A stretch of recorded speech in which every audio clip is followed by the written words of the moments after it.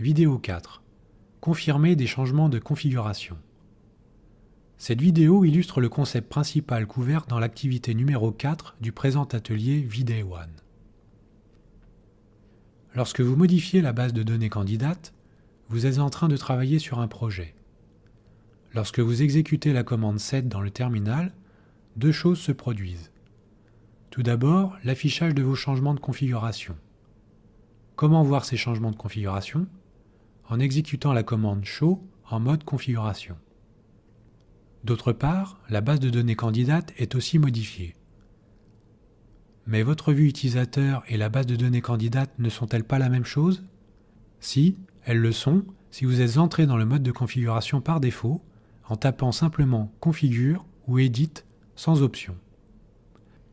Comme vous pourrez le voir dans les sections suivantes, il existe d'autres modes de configuration, mais pour le moment, nous allons utiliser le mode par défaut, de sorte que votre point de vue utilisateur et la base de données candidate soient identiques.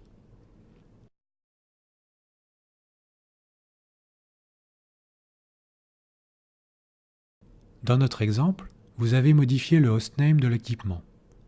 Cependant, l'invite de la session CLI n'a pas encore changé.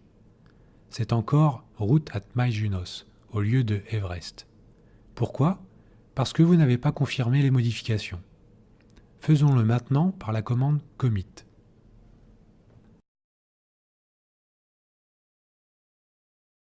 Maintenant, les configurations actives et candidates sont identiques. Une fois que les modifications sont confirmées dans la configuration active, il n'y a plus d'autres modifications en attente. Et vous avez la preuve que la nouvelle configuration a été appliquée. En effet, l'invite de la session CLI a changé pour refléter le nouvel hostname Everest. En ce sens, le changement de hostname est tout à fait unique puisque vous voyez immédiatement quand et comment les modifications sont appliquées.